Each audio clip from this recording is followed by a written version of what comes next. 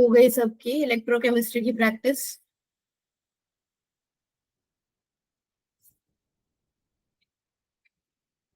हाँ जी बच्चों, हो गया इलेक्ट्रोकेमिस्ट्री सबका? ठीक है। तो आज की क्लास से हम केमिकल काइनेटिक्स स्टार्ट करने जा रहे हैं। तो ये ट्रेंड है आपके पास पूरा 2017 से लेके 2023 तक का।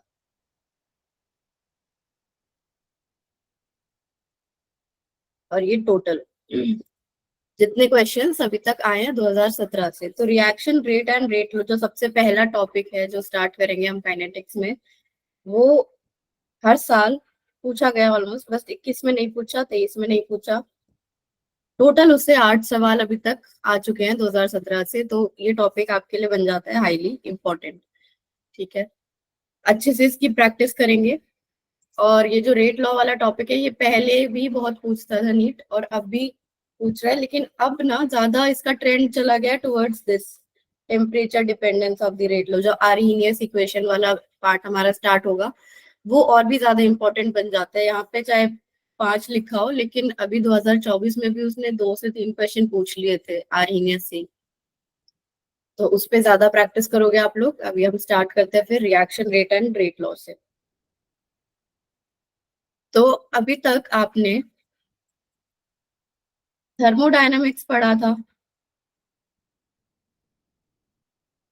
थर्मोडायनामिक्स में आप क्या पढ़ते हो? किसी रिएक्शन की फिजिबिलिटी, मतलब वो रिएक्शन हो सकती है या नहीं हो सकती, दैट इज फिजिबिलिटी। ये आपने थर्मोडायनामिक्स में पढ़ा था। आपने पढ़ा इक्विलिब्रियम। इक्विलिब्रियम में पढ़ा था एक्सटेंट ऑफ रिएक्शन, कि रिएक्शन कहाँ तक जाएगी, इक्विलिब्रियम तक जाएगी तो क्या क्या उसकी कॉन्सेंट्रेशन रहेगी, ये सब। अब हम जो स्टार्ट करने जा रहे हैं काइनेटिक्स, उसमें क्या पढ़ने वाले हैं? रेट या फिर स्पीड ऑफ रिएक्शन। कि रिएक्शन जो हो रही है, थर्मोडायनामिक्स ने बता दिया अगर कि हाँ वो रिएक्शन होगी, तो किस स्पीड से होगी। For example diamond to graphite, thermodynamics के अकॉर्डिंग फिजिबल है, स्पॉन्टेनियस है। ये जो रिएक्शन है स्पॉन्टेनियस है, ग्रेफाइट में कन्वर्जन डायमंड का। लेकिन ऐसा तो नहीं होता, मतलब हम अगर कोई डायमंड खरीद के लाए तो क्या वो पड़ा पड़ा ग्रेफाइट में कन्वर्ट हो जाता है? नहीं होता। तो क्या रीजन है? अगर स्पॉन्टेनियस भी है फिर भी वो क्यों नहीं हो रहा? तो बात कहाँ छुपी है? काइनेटिक्स में। थर्मोडायनेमिक्स ने सही बोला, फिजिबल है, स्पॉन्टेनियस है, डेल्टा जी इसका नेगेटिव है, स्पॉन्टेनियस है, हो जाएगी। लेकिन इतनी स्लो स्पीड से कि वो हम ऑब्जर्व ही नहीं कर पाएंगे। इतनी धीरे धीरे, इतनी स्लो स्पीड से वो होगा कि हम ऑब्जर्व ही नहीं कर पाएंगे। तो काइनेटिक्स में हम जैसे और चीजें क्या देख रहे हैं, अगर कोई गाड़ी चल रही है तो उसका जो फ्यूल बर्न हो रहा है वो किस स्पीड से बर्न हो रहा होगा। या फिर अगर कोई खाना खराब हो गया तो किस स्पीड से खराब हो रहा होगा, क्या रेट रहेगा। तो ये सब जहाँ पे भी रेट की बात करने वाले हैं केमिकल रिएक्शंस में, that will come under chemical kinetics. तो rate of a chemical reaction can be very fast या फिर वेरी स्लो। जैसे जंग लगना काफी स्लो रिएक्शन है। अब यहाँ पे देखो ये क्या हो रहा है, सिल्वर नाइट्रेट और NaCl का रिएक्शन कराते हैं, ये व्हाइट व्हाइट AgCl जो है फॉर्म हो रहा है। अभी आप एक बार फिर से प्ले हो रहा है तो देखो इसको, ये इसने सिल्वर नाइट्रेट लिया पेपर में और NaCl सॉल्यूशन में डाल दिया। तो देखो कितनी जल्दी, बस डालते के साथ ही AgCl जो है फॉर्म हो गया, प्रेसिपिटेट सिल्वर क्लोराइड। तो क्या पता चल रहा है कि reaction is very very fast. या फिर कोई रिएक्शन जंग लगने की तरह काफी स्लो हो सकती है, या फिर मॉडरेट स्पीड से भी कोई रिएक्शन हो सकती है, जैसे कि hydrolysis of starch.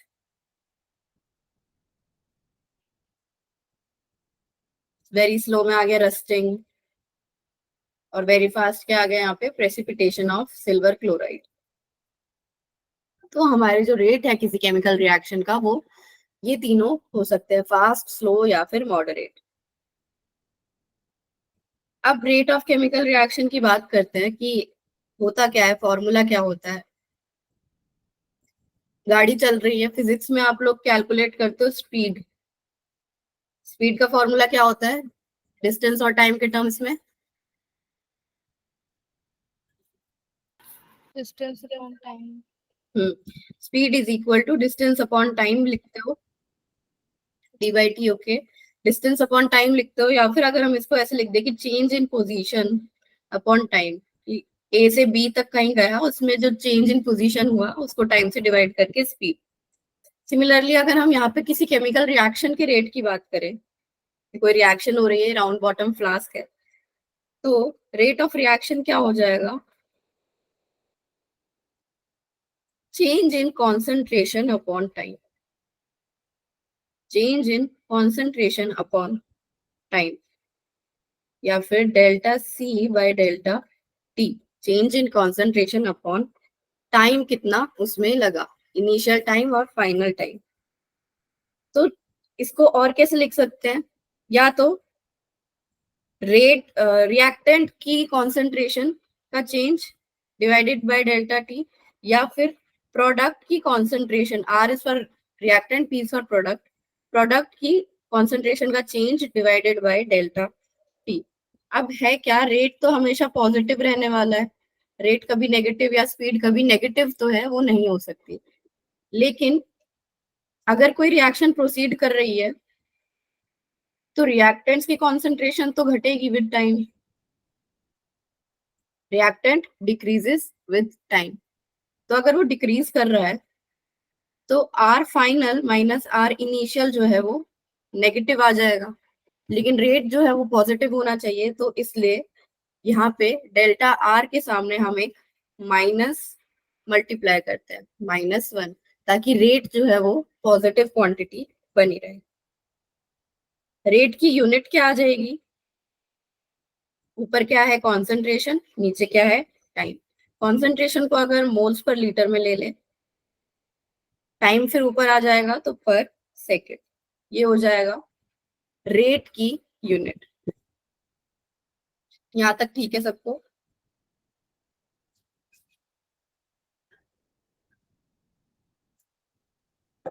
Okay. Next आता है हमारा types of rates of chemical reaction. Ma'am note down करना था ना? नोट डाउन कर लो, कर लो।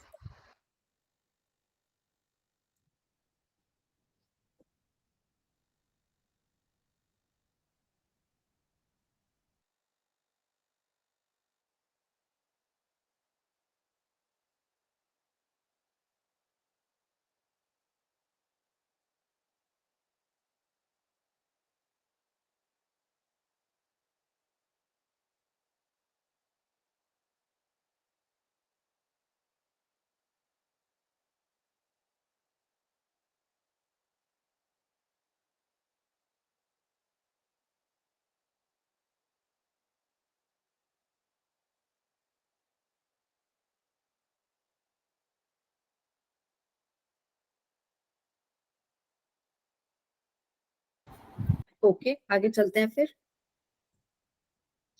तो अब है types of rates of chemical reaction. एक है एवरेज रेट और एक है इंस्टेंटेनियस रेट। तो एवरेज रेट क्या है, पहले लिखते हैं कि ये क्या क्या है, फिर समझते हैं नेक्स्ट स्लाइड में। तो average rate is total change in concentration, total change in concentration divided by total time taken, total change upon total time taken, या फिर simply delta C by delta T, change in concentration upon change in time. Instantaneous rate क्या है? उस particular instant पे, उस particular time पे, जैसे मैंने बोला 7:35 2 सेकेंड पे जो टाइम, उस टाइम पे जब रिएक्शन जिस स्पीड पे थी वो वाला रेट मेरे को चाहिए इस पर्टिकुलर टाइम पे, उस पर्टिकुलर इंस्टेंट पे, कि मेरे को इसी पर्टिकुलर टाइम का चाहिए, तो उसको बोलते हैं इंस्टेंटेनियस रेट। तो ये क्या है? Rate of reaction at a particular instant, rate of reaction at a particular instant.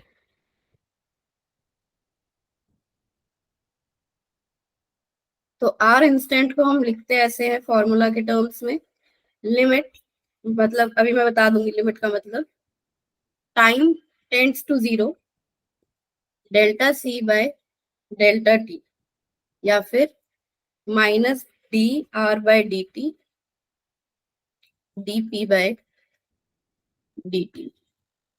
अब ये लिमिट टी टेंड्स टू 0 का मतलब क्या है? डिनोमिनेटर में जो डेल्टा टी है इसका मतलब कि जो चेंज इन टाइम है ना हमारा, वो बहुत स्मॉल है, वेरी स्मॉल।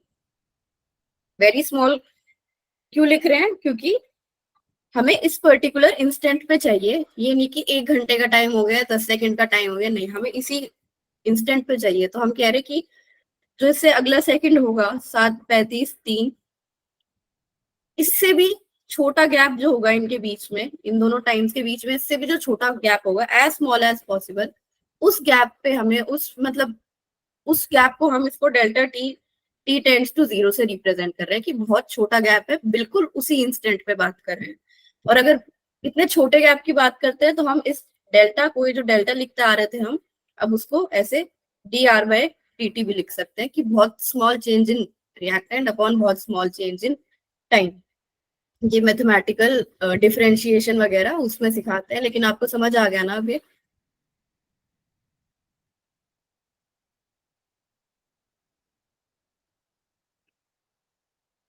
ठीक है, तो ये हो गया एवरेज रेट और इंस्टेंटेनियस रेट। अब इस ग्राफ को देखो, पहले ये लेफ्ट वाला देखते हैं। लेफ्ट में क्या है? वाई एक्सिस पे कॉन्सेंट्रेशन ऑफ रिएक्टेंट्स और एक्स एक्सिस पे टाइम है। अब ये R2 यहाँ पे मार्क कर दिया इन्होंने, ये R1 मार्क कर दिया, रिएक्टेंट्स है ये, R2 R मतलब टाइम, और ये T2, T1 T2, और ये कोई पर्टिकुलर T। तो अगर हम R एवरेज की बात करें तो R एवरेज इन दोनों के बीच में क्या हो जाएगा, मतलब T2 से T1 के बीच में क्या हो जाएगा, R एवरेज।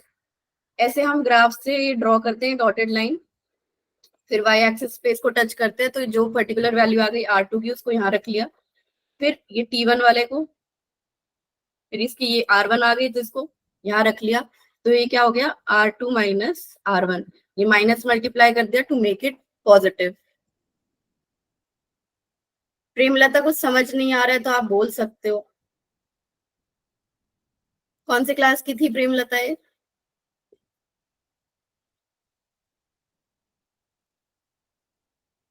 किसी को पता है? स्पैमर, ओके, ठीक है। R2 minus R1 divided by T2 minus T1, ये आ गया हमारा आर एवरेज या फिर एवरेज रेट। तो एवरेज रेट निकालना बहुत सिंपल है। जैसे आपने किया है क्या पहले ये 10th में, ऐसे y2 minus y1 upon x2 minus x1? अब फिर तो ठीक है, समझ आ गया होगा।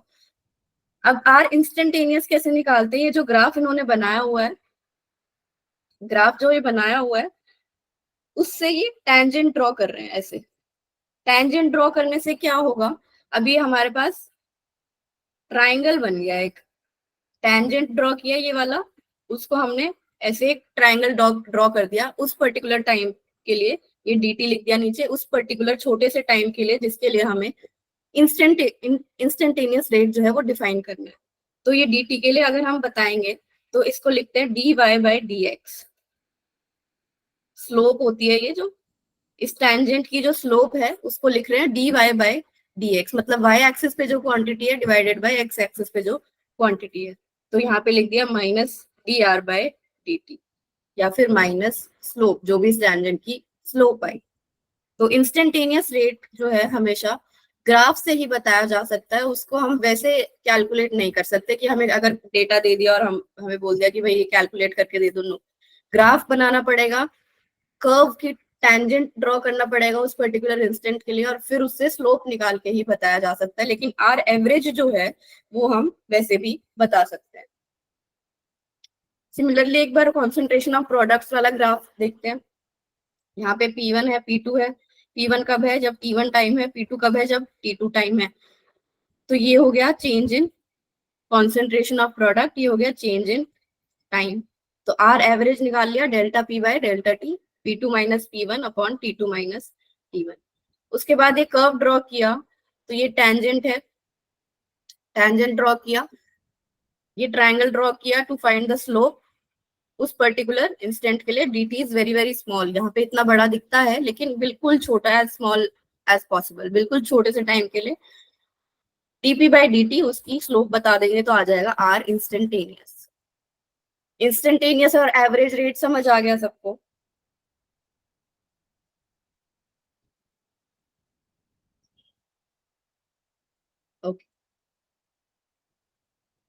तो ये एक एग्जाम्पल है आपके एनसीईआरटी में।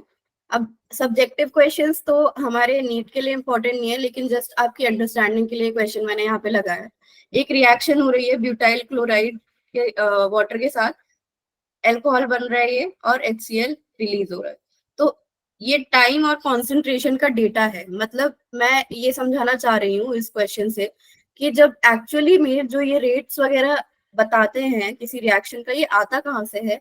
लैब में एक्सपेरिमेंट करके। ये एक्सपेरिमेंट किया लैब में, ये रिएक्शन करी, तो कॉन्सेंट्रेशन के चेंजेस देखे विद टाइम। टाइम या तो वो फोन में या फिर स्टॉप वॉच जैसे भी उसको, मतलब ये 0 सेकंड पे उसकी कॉन्सेंट्रेशन नोट कर ली, 50 सेकंड पे उसकी कॉन्सेंट्रेशन नोट कर ली, 100 सेकंड पे नोट कर ली। अब कॉन्सेंट्रेशन फाइंड करने के अलग अलग तरीके होते हैं, वो छोड़ो अभी।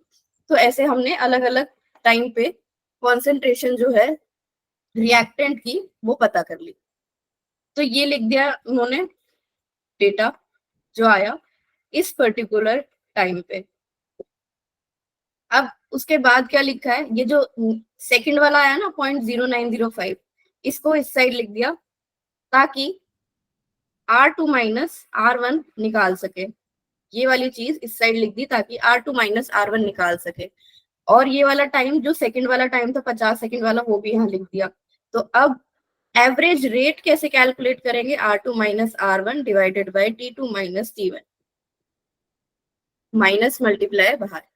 तो ऐसे ये फॉर्मूला लगा लगा के इन्होंने ये सारे रेट्स जो है वो कैलकुलेट कर लिए। अब ये जो रेट बताया है किस चीज के लिए बताते हैं? जैसे 0 से 50 सेकंड के बीच का बताया, 50 से 100 सेकंड के बीच के टाइम का जो एवरेज रेट है।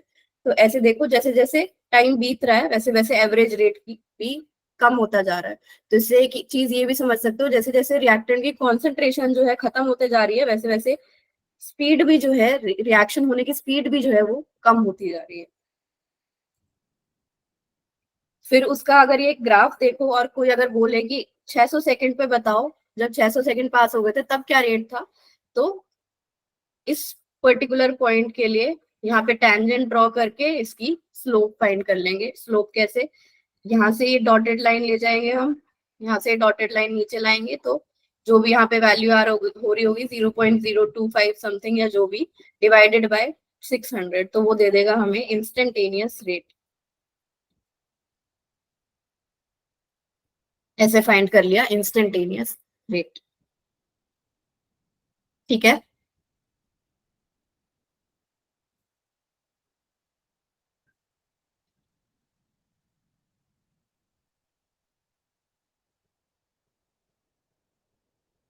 ओके। उसके बाद एक ही क्वेश्चन है बिल्कुल वैसा जो अभी पीछे था। From the concentrations of R at different times is given below, calculate the average rate reactant to product during different intervals of time। तो इसको भी कैसे करेंगे? जैसे अभी एनसीईआरटी वालों ने पीछे कर रखा था, यहाँ पे लिख दिया R इंटू 10⁻³ 1 कर दिया इसको, यहाँ R2 कर दिया इंटू 10⁻³। यहाँ पे T2 कर दिया, यहाँ पे T1 कर दिया, या फिर यहाँ T1 यहाँ पे T2। उसके बाद यहाँ पे आर एवरेज का कॉलम बना दिया। आर एवरेज कैसे निकालेंगे? Minus R2 minus R1 divided by T2 minus T1। R1 कितना है? 160। टाइम उस टाइम पे कितना है? पहला 0, लेकिन फिर बाद में कितना 5 सेकंड बीत गए तो 5 यहाँ लिख दिया। फिर इस 80 को यहाँ लिखा, तो आर एवरेज इस पर्टिकुलर टाइम पीरियड के लिए कितना आ जाएगा बताओ?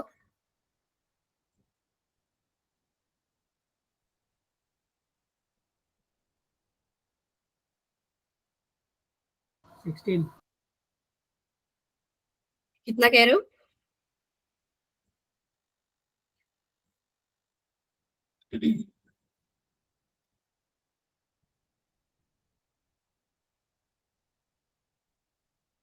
80/5, 16 आ गया। ऐसे ही करके हर स्टेप के लिए निकाल सकते हैं। सबको क्लियर है? अलग अलग टाइम पीरियड्स के लिए ऐसे ही करके निकाल सकते हैं। पूरा यहाँ पे हम नहीं सॉल्व करेंगे, आगे चलते हैं। Relation between reaction rates of different species involve in a reaction. ये वाला टॉपिक इंपॉर्टेंट है आपके लिए। रिलेशन बताना है अलग अलग स्पीशीज का जो भी उस केमिकल रिएक्शन में इन्वॉल्व है। एक रिएक्शन का एग्जांपल लेते हैं। Haber's process, N2 plus 3H2 giving 2NH3। तो अगर इस रिएक्शन से हमें बताना हो rate of appearance of N2, sorry rate of disappearance of N2, reactants disappear होंगे और प्रोडक्ट्स अपीयर होंगे, तो rate of disappearance of N2, तो वो क्या हो, इसको लिखेंगे कैसे? जस्ट अभी जैसे हमने पीछे देखा, तो यहाँ पे -D N2/dt, इसको ऐसे लिखते हैं कि change in concentration of nitrogen divided by time directly proportional to the rate of appearance of product. हाँ वो भी देखेंगे अभी। तो rate of disappearance of N2 is -D N2/dt। Minus क्यों? क्योंकि वो रिएक्टेंट है। सिमिलरली लिख सकते हैं rate of disappearance of H2, वो भी ऐसे ही लिख सकते हैं -DH2/dt, कि किस स्पीड से जो है H2 गैस कम हो रही है, दैट इज -DH2/dt। अब प्रोडक्ट के लिए बात कर लेते हैं, rate of appearance of NH3, तो ये हो जाएगा DNH3/dt। कितना NH3 फॉर्म हो गया कितने टाइम पीरियड में। अब ये जो रेट्स है आपस में ये इक्वल नहीं है क्योंकि इनकी स्टोइक्योमेट्री जो है अलग अलग है, तो वो एक रोल प्ले करती है रेट ऑफ रिएक्शन में। तो इनको इक्वल बनाने के लिए, ताकि हम कंपेयर कर सकें और कैलकुलेशंस कर सकें, तो इनको इक्वल बनाने के लिए हम क्या करते हैं, डिवाइड करते हैं bye there stoichiometry to find rate of reaction। ROR is rate of reaction। तो यहाँ पे स्टोइक्योमेट्री 1 है, तो रेट ऑफ रिएक्शन हो जाएगा -DN2/dt, क्योंकि यहाँ पे 1 है सेम ही रहेगा। यहाँ पे स्टोइक्योमेट्री 3 है H2 के लिए, तो अब यहाँ पे करेंगे 3 से डिवाइड, -1/3 DH2/dt। यहाँ पे किससे डिवाइड करेंगे? 2 से, तो 1/2 DNH3/dt। तो रेट ऑफ रिएक्शन को हम इस तरीके से रिएक्टेंट्स और प्रोडक्ट्स में लिख सकते हैं, जस्ट जैसे अभी हमने पीछे फॉर्मूला लिखा था रेट का, change in concentration upon time, या फिर -ΔR/ΔT, या फिर ΔP/ΔT। यही चीज हमने यूज करके ये लिखा है, बस स्टोइक्योमेट्री से यहाँ पे डिवाइड करना होता है जो भी रिएक्शन में दे रखी होगी। अब अगर क्वेश्चन पूछता है कि rate of disappearance of N2 बताओ या rate of disappearance of H2 बताओ, तो वो सिर्फ यही एक्सप्रेशन होगा विदाउट स्टोइक्योमेट्री, क्योंकि रेट ऑफ डिसअपीयरेंस तो ये है ना, ये क्या है? Rate of reaction. ये वाला है rate of disappearance of N2, sorry H2, और ये है रेट ऑफ रिएक्शन। तो इन दोनों एक्सप्रेशंस में डिफरेंस है, वो चीज आप नोटेड रखना, वरना आंसर्स गलत हो जाएंगे। ठीक है,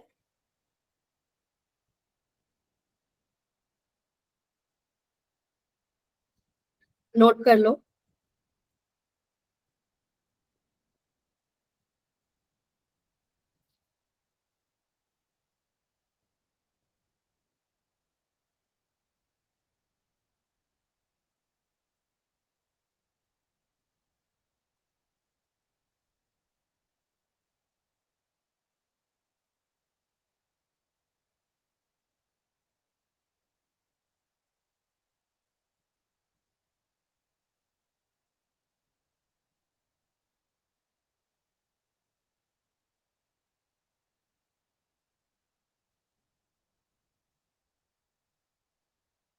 हो गया?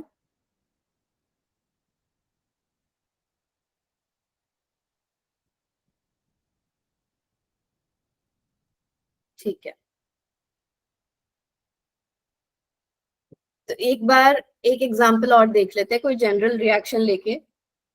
AA + BB giving c c plus d d. ये small a b c d क्या है, उनकी स्टोइक्योमेट्री है, और ये बड़े कैपिटल वाले ए बी सी डी क्या है, ये रिएक्टेंट या फिर प्रोडक्ट है। तो अगर रेट ऑफ डिसअपियरेंस ऑफ ए की बात करें, एक बार ये एक्सप्रेशंस खुद लिख के देखो सारे। Rate of disappearance of A, rate of disappearance of B, rate of appearance of C, rate of appearance of D. ये सारे एक्सप्रेशंस एक बार खुद लिख के देखो, और फिर उसके बाद रेट ऑफ रिएक्शन जो है खुद लिख के देखो जल्दी से।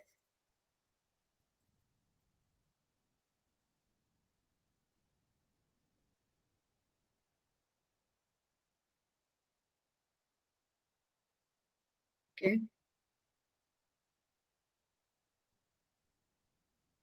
बाकी बच्चे भी।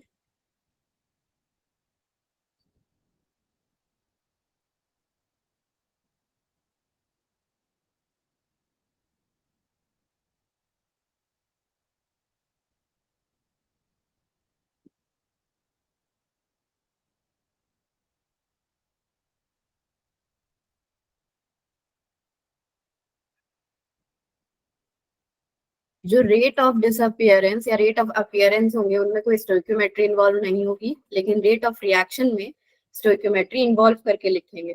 तो rate of disappearance of A हो जाएगा minus minus D A by D T, ये हो जाएगा minus D B by D T, ये हो जाएगा minus D C by D plus D C by D T, ये हो जाएगा plus D T by D T. और अब रेट ऑफ रिएक्शन की बात करें तो स्टोइक्योमेट्री से डिवाइड करके, तो minus one by A D A by D T is equal to minus one by B D P by D T is equal to one by C D C by D T is equal to one by D D D by D T. तो अगर हमें rate of reaction बताने के लिए बोले, और किसी का भी मतलब इनमें से किसी का भी कॉन्सेंट्रेशन का चेंज और टाइम का चेंज दे रखा हो, तो हम रेट ऑफ रिएक्शन जो है बता सकते हैं।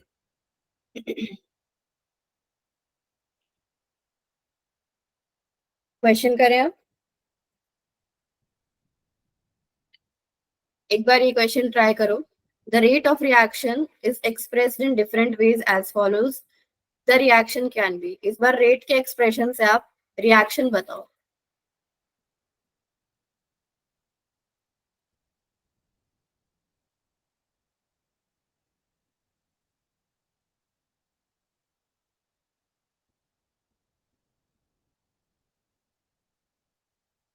ओके,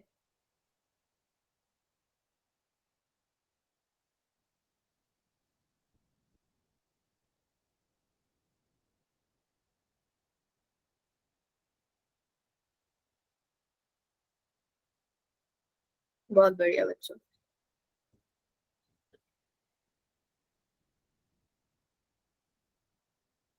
ठीक है, मतलब सबको समझ आ गया ढंग से। Plus one by two D C by D T, यहाँ पे प्लस दिया है सी के साथ, इसका मतलब सी जो है वो प्रोडक्ट रहा होगा।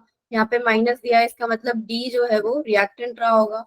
ए भी प्रोडक्ट रहा होगा और बी जो है रिएक्टेंट रहा होगा। तो बी और ये दोनों ऑप्शन तो ऐसे ही कट गए, अब इन दोनों में देखना है। तो one by two D C by D T है, तो ये टू पर चला जाएगा स्टोइक्योमेट्री में, ये चला गया टू। इसके सामने ये थ्री चला जाएगा ऊपर, ये थ्री आ गया। इसके सामने फोर है, फोर। इसके सामने कुछ भी नहीं है, वन। तो ऑप्शन गुड। Next question.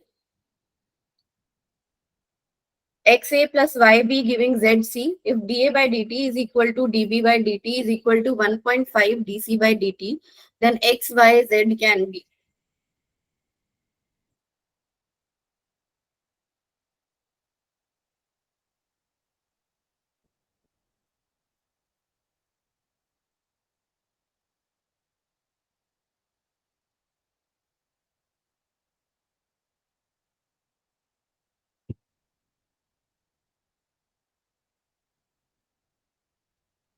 हाँ सुजल बोलो। मैम गलती से बटन हो गया।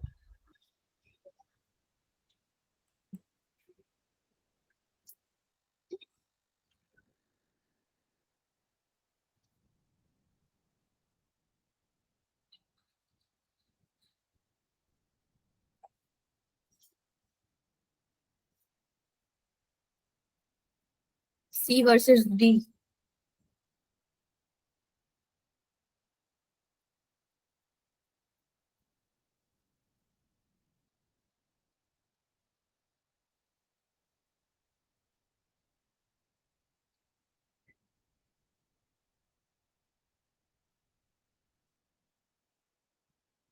तीन लोगों का सी आया है और 5 लोगों का डी आया।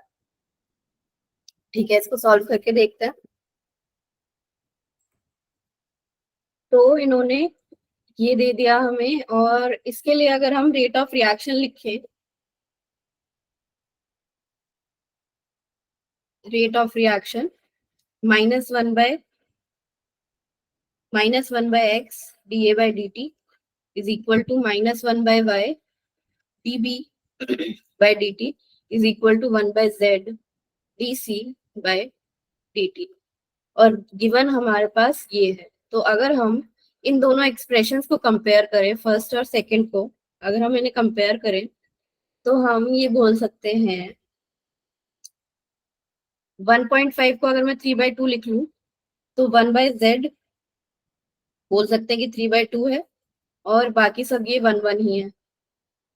तो मतलब 1/x is equal to 1, 1/y is equal to 1 और 1/z इज इक्वल टू 3/2।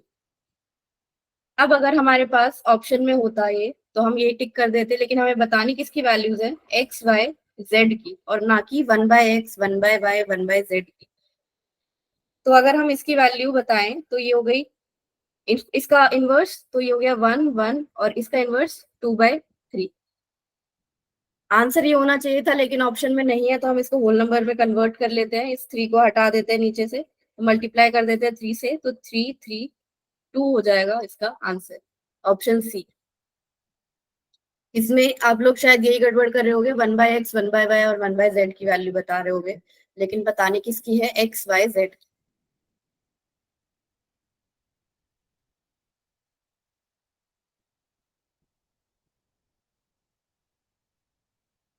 तो डी बताया, सी बताया था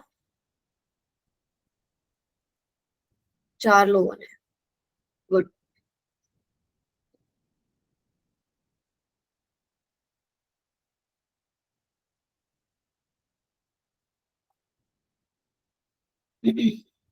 आगे चलते हैं फिर। हो गया ये।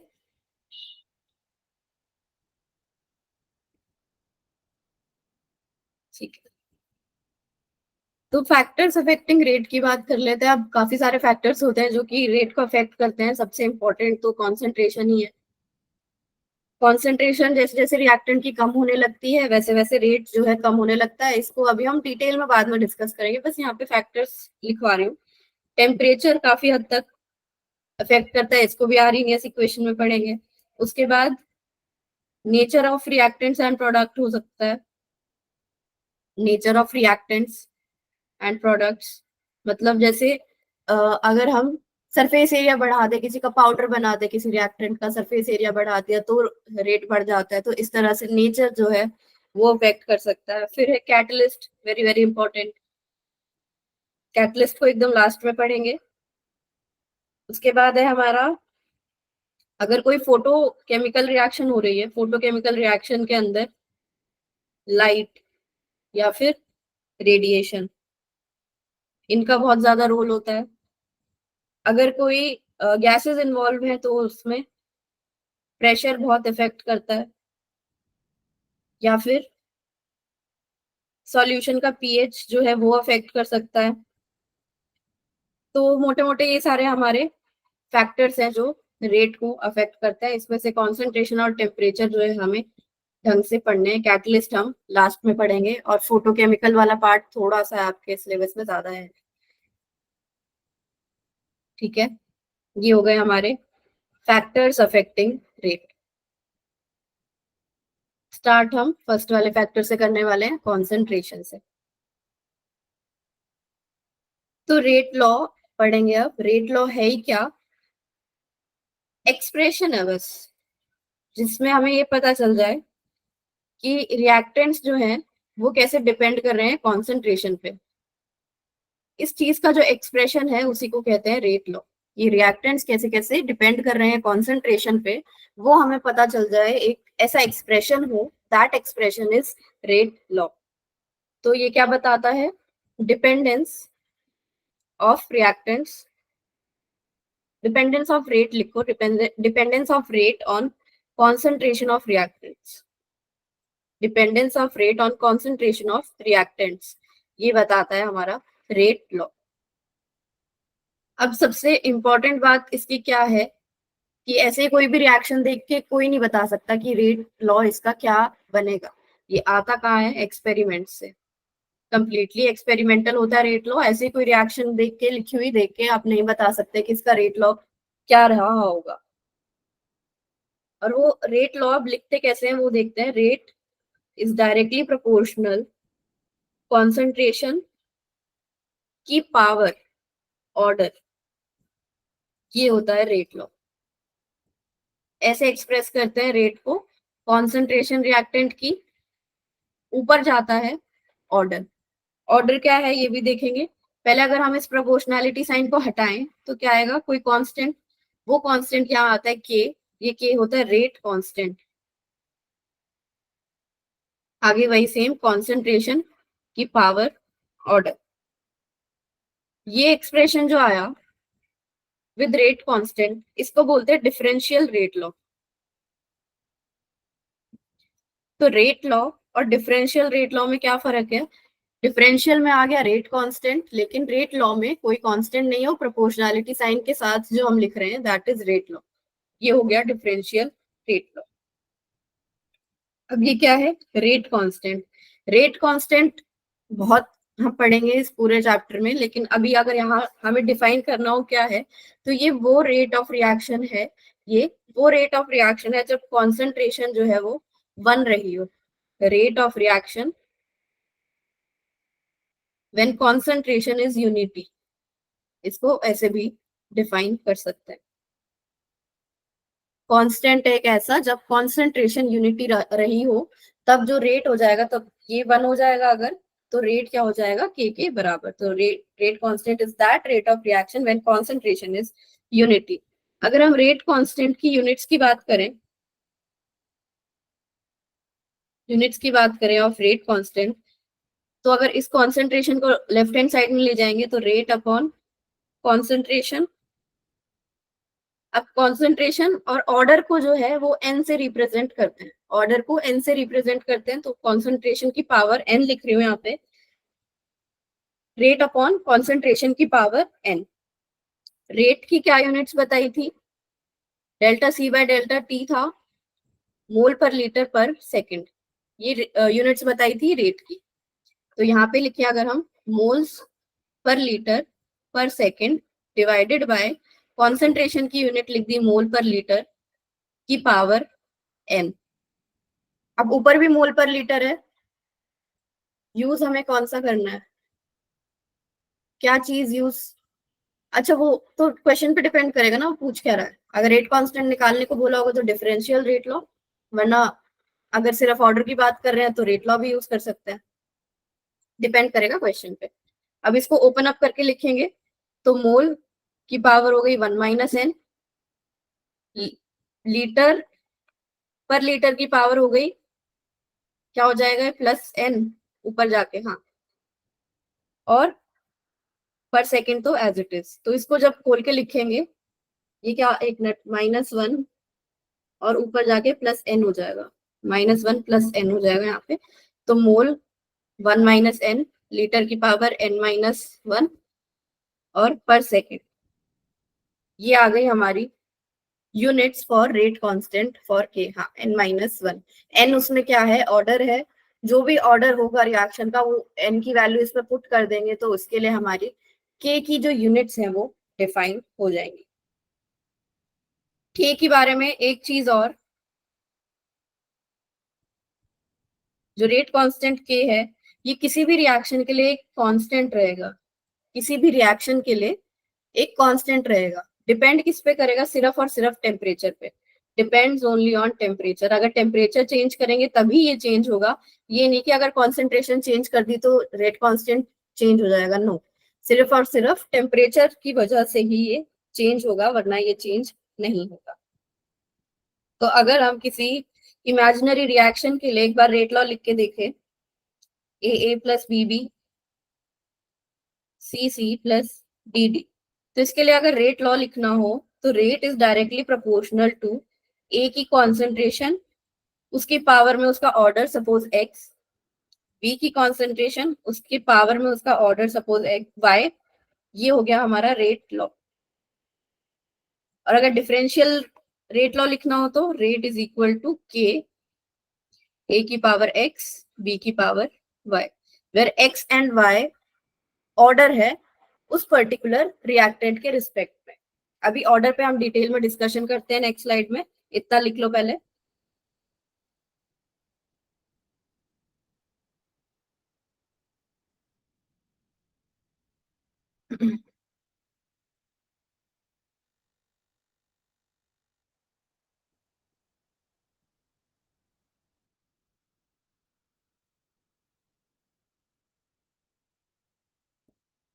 Order with respect to A, order with respect to B.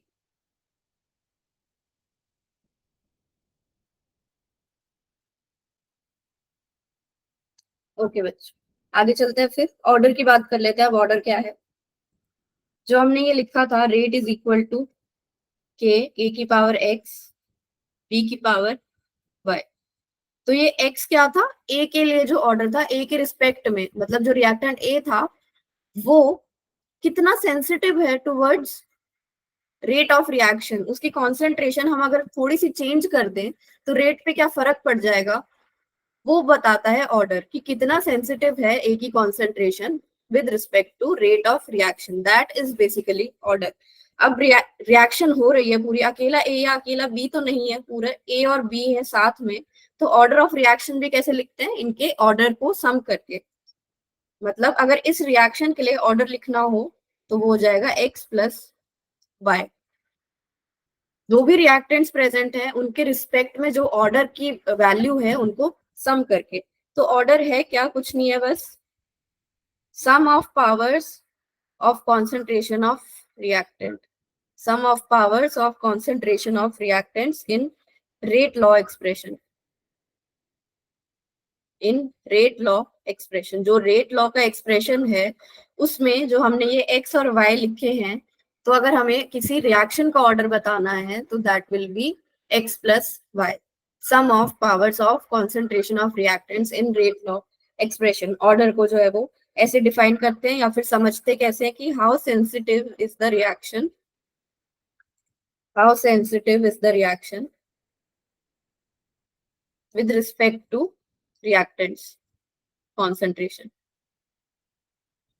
कि अगर रिएक्टेंट्स की कॉन्सेंट्रेशन में थोड़ा बहुत चेंज कर रहे हैं या ज्यादा चेंज कर रहे हैं, जो भी चेंज कर रहे हैं उससे रेट पे कितना फर्क पड़ जाएगा, कैसा फर्क पड़ जाएगा, वो चीज बता रही है ऑर्डर। अगर पावर सपोज 1 होगी तो क्या फर्क पड़ेगा, 2 होगी तो ज्यादा फर्क पड़ेगा, 3 होगी तो और ज्यादा फर्क पड़ेगा, ऐसे। तो यहाँ पे ऑर्डर विद रिस्पेक्ट टू ए और बी मैंने पिछली साइड में बता दिया, तो यहाँ पे ऑर्डर ऑफ रिएक्शन हो जाएगा एक्स प्लस वाई। अब ये जो ऑर्डर है ये जीरो भी हो सकता है, ये कोई होल नंबर हो सकता है, या फिर कोई फ्रैक्शन भी हो सकता है, या फिर नेगेटिव हो सकता है लेकिन फॉर रिएक्टेंट ओनली। किसी रिएक्टेंट के टर्म्स में नेगेटिव हो सकता है लेकिन रिएक्शन के लिए नेगेटिव नहीं होगा, this is for reactant. Negative for reactant can be possible. इसका एग्जांपल भी हमारे पास डीकम्पोजिशन ऑफ ओजोन होता है, जो डीकम्पोजिशन ऑफ ओजोन, उसमें अभी आप नेक्स्ट स्लाइड में देखोगे कि रेट लॉ एक्सप्रेशन जो आता है उसमें रिएक्टेंट के लिए नेगेटिव होता है ऑर्डर। ठीक है, तो ये हो गई ऑर्डर की बात पूरी। यस, आ गया समझ सबको व्हाट इज ऑर्डर।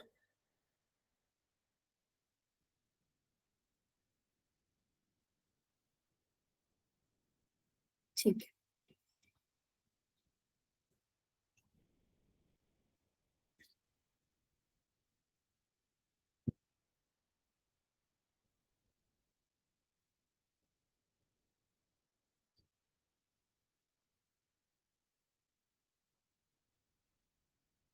आगे चलते हैं फिर।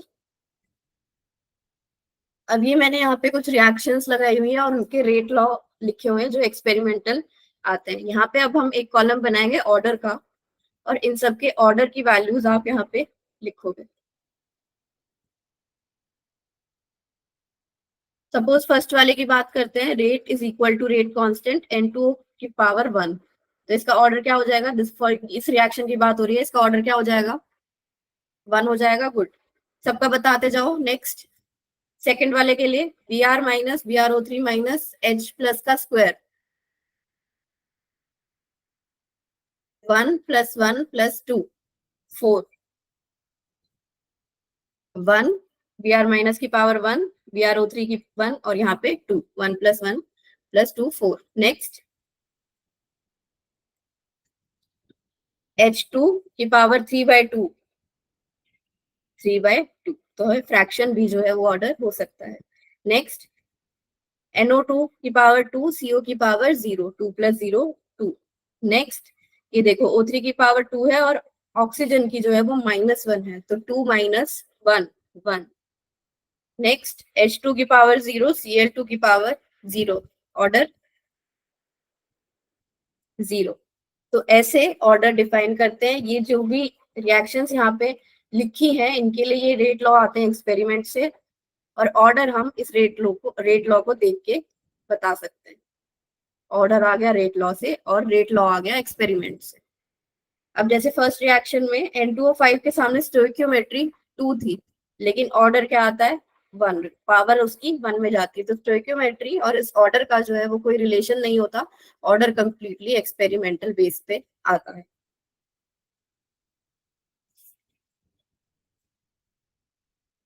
अब अगर हम इस रिएक्शन पे फोकस करें, सेकेंड वाली पे, 5Br माइनस 1BrO3 माइनस और 6H प्लस, कितने रिएक्टेंट्स हो गए यहाँ पे टोटल,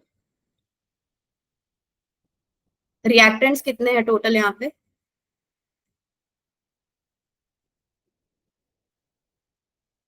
विद स्टोइकियोमेट्री बताओ, नंबर ऑफ मोल्स या फिर मॉलिक्यूल्स, 12। हाँ ये पूछ रही थी मैं, 12 रिएक्टेंट्स हो गए यहाँ पे। तो अब होता क्या है कि ये जो 12 रिएक्टेंट्स है, ऐसा नहीं है कि एक रिएक्शन अगर कोई हो रही है तो ये 12 के 12 उसमें एक साथ जो है रिएक्ट कर जाएंगे, that is not possible. Reaction होती कैसे है कि आपस में मॉलिक्यूल्स कोलाइड करें, कुछ प्रोडक्ट बनाए, लेकिन 12 मॉलिक्यूल्स एक साथ कोलाइड करें, एक साथ प्रोडक्ट बनाए, दैट इज नॉट पॉसिबल। तो होता क्या है कि ये एक साथ नहीं कर रहे होते, ये कुछ नंबर ऑफ स्टेप्स में कर रही होती है रिएक्शन, कुछ नंबर ऑफ स्टेप्स में प्रोसीड करती है, 1 स्टेप 2 स्टेप 3 स्टेप 4 स्टेप जितने भी होंगे। तो एक बार नेक्स्ट स्लाइड पे चल रही हूँ मैं। ये जो 12 रिएक्टेंट्स हैं कैन नॉट रिएक्ट साइमल्टेनियसली, एक साथ रिएक्ट नहीं कर सकते।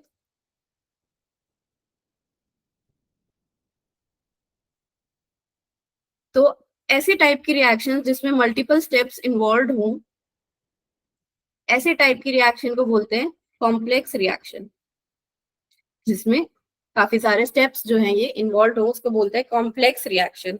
और अगर हम इसको ऐसे सीक्वेंस में लिख लें कि 1 स्टेप 2 स्टेप 3 स्टेप, तो ये जो स्टेप्स आ गए अलग अलग, तो एक स्टेप को मतलब हर एक स्टेप को बोलेंगे एलिमेंट्री रिएक्शन।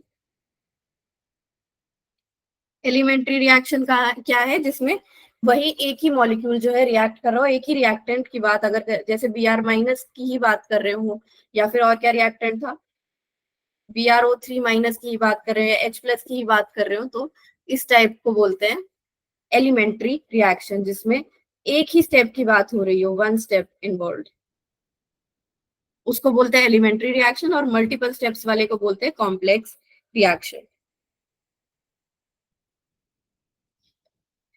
एक चीज और डिफाइन करते हैं इसमें, मॉलिक्यूलैरिटी ऑफ रिएक्शन। मॉलिक्यूलैरिटी क्या होती है, एक पहली बात तो ये कि इन एलिमेंट्री रिएक्शन ये डिफाइन करते हैं, ना कि कॉम्प्लेक्स रिएक्शन। एलिमेंट्री किसी भी एक स्टेप की अगर हम बात करें, एक स्टेप वाले रिएक्शन की बात कर रहे हैं, तो इन एलिमेंट्री रिएक्शन जो भी नंबर ऑफ रिएक्टिंग स्पीशीज होंगी, जो भी नंबर ऑफ रिएक्टिंग स्पीशीज होंगी जो एक साथ कोलाइड करें, number of reacting species which collide simultaneously,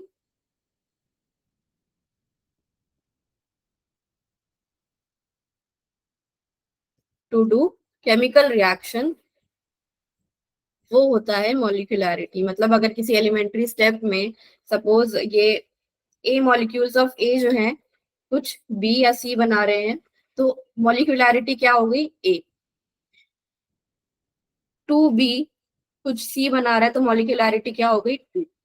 three D कुछ ई बना रहा है तो मॉलिक्यूलैरिटी क्या हो गई तीन। तो ये किसी भी एलिमेंट्री रिएक्शन में कितने रिएक्टिंग स्पीशीज कोलाइड कर रहे हैं, या फिर ये जो स्टोइक्योमेट्री आपको दिख रही है that is molecularity. It is defined for elementary reactions only.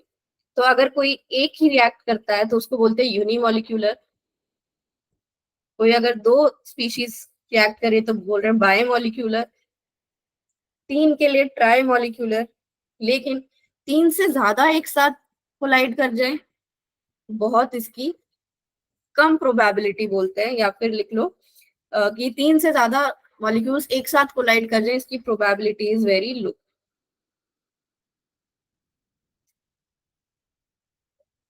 Very low for molecules greater than three. तो ये सिर्फ हम तीन तक ही डिफाइन करके चलते हैं। चार की अगर हमें बात करनी होती तो फिर वो तो पहले ही कर लेते, 12 भी कर जाते फिर एक साथ। वही बात है कि इतने सारे एक साथ कोलाइड नहीं करते, कुछ लिमिटेड लिमिट तक ही कर सकते हैं, तीन तक ही कर सकते हैं। उससे ज्यादा कोलाइड कर जाए इसकी प्रोबेबिलिटी बहुत कम है।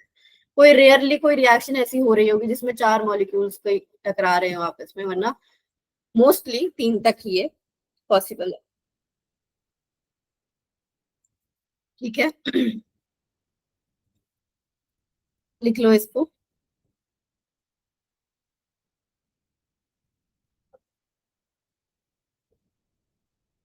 बाकी हम नेक्स्ट क्लास में प्रोसीड करेंगे। इंटीग्रेटेड रेट लॉज और ये थोड़ा सा ऑर्डर के रिस्पेक्ट में रेट कांस्टेंट की बात और करनी थी, वो नेक्स्ट क्लास में कर लेंगे हम। ठीक है, आज के लिए इतना ही रहेगा। तो क्या क्या कर लिया आज हमने? बेसिक इंट्रोडक्शन कर लिया था, रेट देखा था कि फास्ट स्लो कुछ भी हो सकता है। उसके बाद रेट ऑफ रिएक्शन जो है डिफाइन किया था, change in concentration upon time.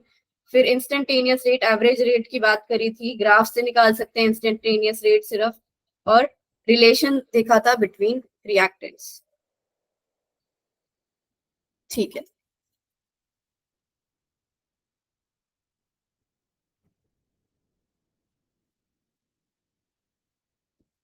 Okay बेटा, वेलकम।